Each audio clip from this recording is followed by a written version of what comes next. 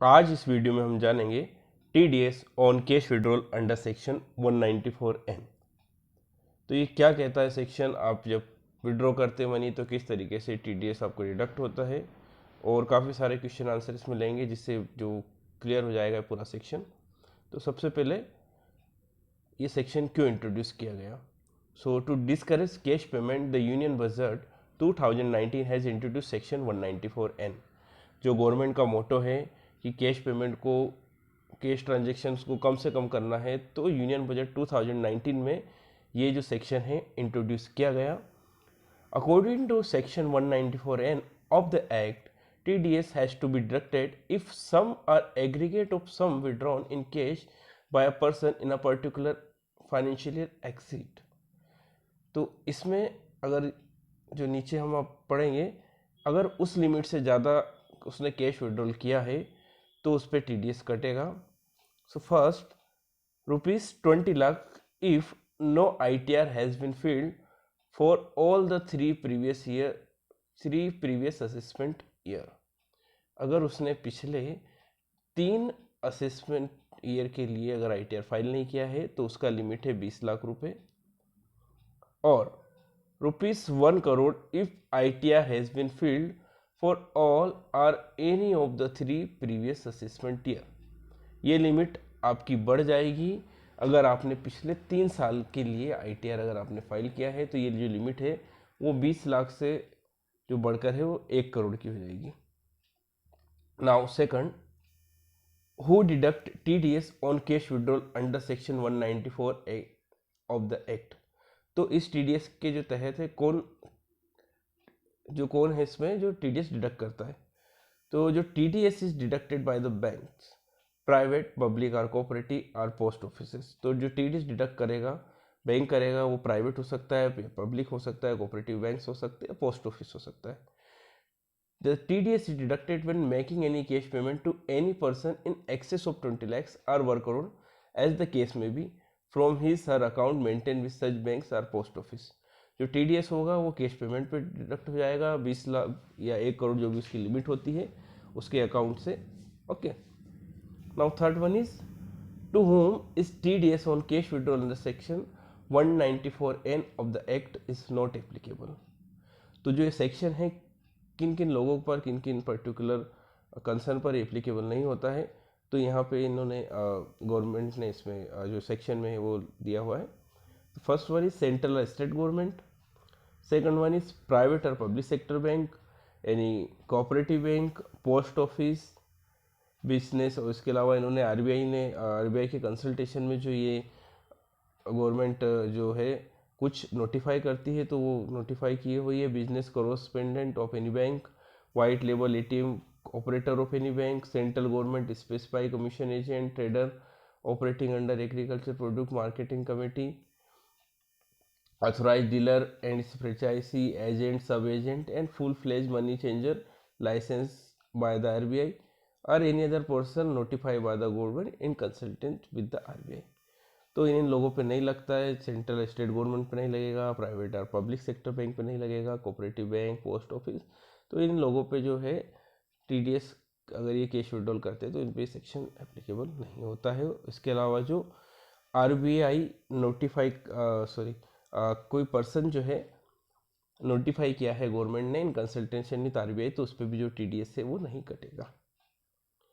And now fourth one is at what rate is TDS on cash withdrawal under section 194N deducted. तो किस rate से इस पर TDS deduct होता है। तो TDS will be deducted at the rate of 2% on cash withdrawal in excess of ₹1 crore if person withdrawing the cash has been filed income tax return for any of all the 3 previous assessment year।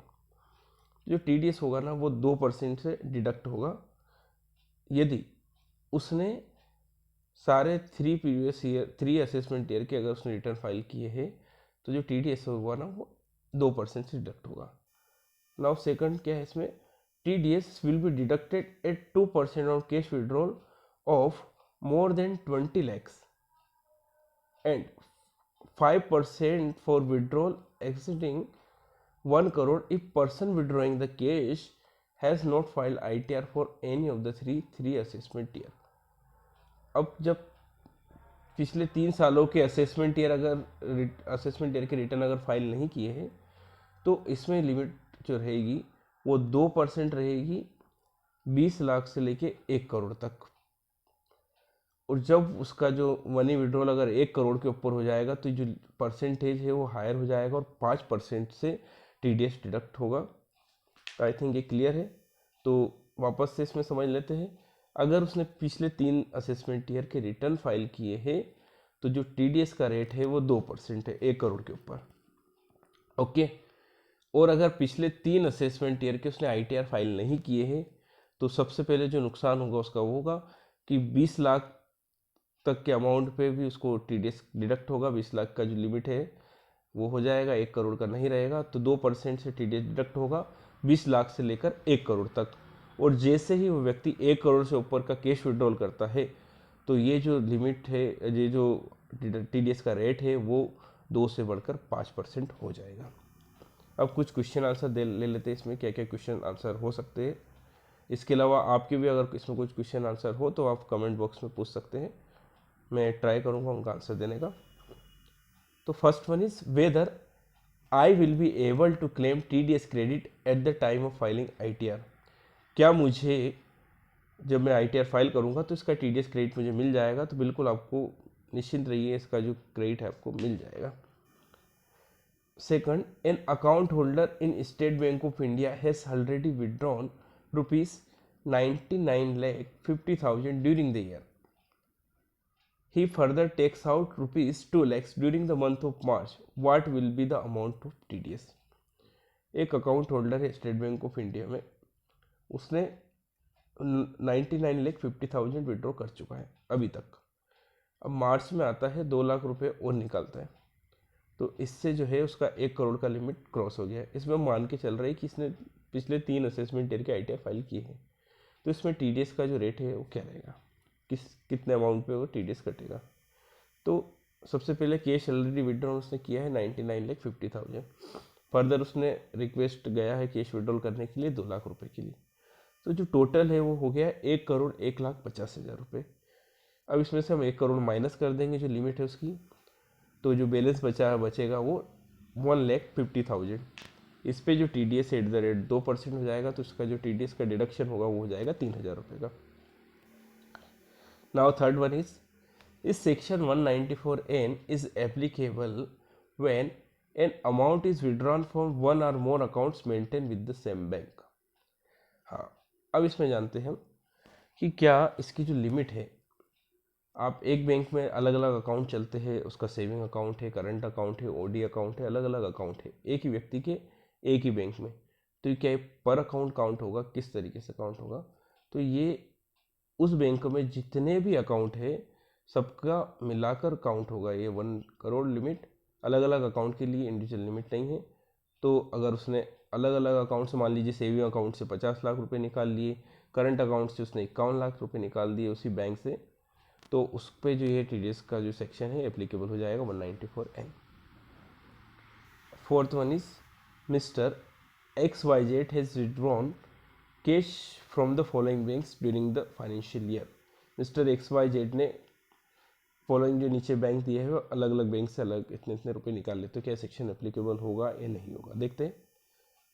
Axis bank है, SBI bank है, ICICI bank है। Axis bank से उसने 60 लाख रुपए निकाले, SBI से उसने 50 लाख निकाले और ICICI से उसने 10 लाख रुपए निकाले। इसमें हम एग्जाम्पल में मान के चल ही रहे कि उसने पिछले 3 सालों का जो ITR फाइल किया है तो उसका जो लिमिट है वो जो पिछले 3 असेसमेंट ईयर का ITR फाइल किया है और उसका जो लिमिट है 1 करोड़ रुपए है। तो एक्सिस बैंक से 60, SBI से 50 और ICICI से 10 लाख है। तो जो लिमिट है वो पर बैंक रहेगी, अलग अलग बैंक का रहेगा। तो इसमें किसी भी बैंक में उसने जो लिमिट है क्रॉस नहीं की है तो इसमें जो TDS का डिडक्शन नहीं होगा। और अगर यदि हम मान लेते हैं कि असेसमेंट ईयर पिछले 3 असेसमेंट ईयर का उसने ITR फाइल नहीं किया है तो एक्सिस बैंक वाला जो है वो डिडक्ट करेगा क्योंकि 20 लाख से ऊपर हो गया है। SBI भी डिडक्ट करेगा, 50 लाख हो चुका है। ICICI बैंक वाला डिडक्ट नहीं करेगा क्योंकि 20 लाख के अंदर है। I think it's clear. Now पांचवा ये माइंड में आपके चल रहा होगा कि ये कैसे पता चलेगा बैंक को या किसी को भी, आप खुद भी जानना चाहते हैं कि थ्रेशोल्ड लिमिट 20 लाख या 1 करोड़ रुपए है। तो बहुत सिंपल सा तरीका गवर्नमेंट ने दिया है। गवर्नमेंट ने एक अपना जो इनकम टैक्स का वेबसाइट है www.incometax.gov.in, इसमें इंट्रोड्यूस किया है। यहाँ पे आप क्विक लिंक्स में जा सकते हैं। क्विक लिंक्स में आप सबसे नीचे नीचे देखेंगे, इसमें यहाँ पे आ जाएगा TDS ऑन कैश विड्रॉल। तो आपको यहाँ पर क्लिक करना है। जैसे ही आप क्लिक करेंगे यहाँ पर, तो यहाँ पे pain of the tax payer, PAN number आपको यहाँ पे डालना है। इसके बाद आपको डालना है मोबाइल नंबर। आप जैसे यहाँ पे मोबाइल नंबर डालेंगे तब इसमें एक OTP आता है, आपको वो OTP इंटर करना है। और जैसे आप OTP इंटर करेंगे, जैसे मेरे केस में था, तो जैसे आप OTP इंटर करेंगे तो इसमें यहाँ पर आ जाएगा TDS should be deducted @2% on cash withdrawal in excess of ₹1 crore. तो इस तरीके से आप लिमिट किसी की भी जान सकते हैं कि इस पर 2% का एप्लीकेबल होगा। इस पर जो 1 करोड़ का लिमिट है या 20 लाख का। आई होप ये इस वीडियो से आपका पूरा जो भी सेक्शन का डाउट है वो सारे क्लियर होंगे। वीडियो अच्छा लगे तो प्लीज़ लाइक कीजिए। इसी तरह की इन्फॉर्मेशन जानने के लिए चैनल को सब्सक्राइब कीजिए। और कोई भी आपके क्वेश्चन रहते हैं तो आप कमेंट बॉक्स में पूछिए। Thanks for listening.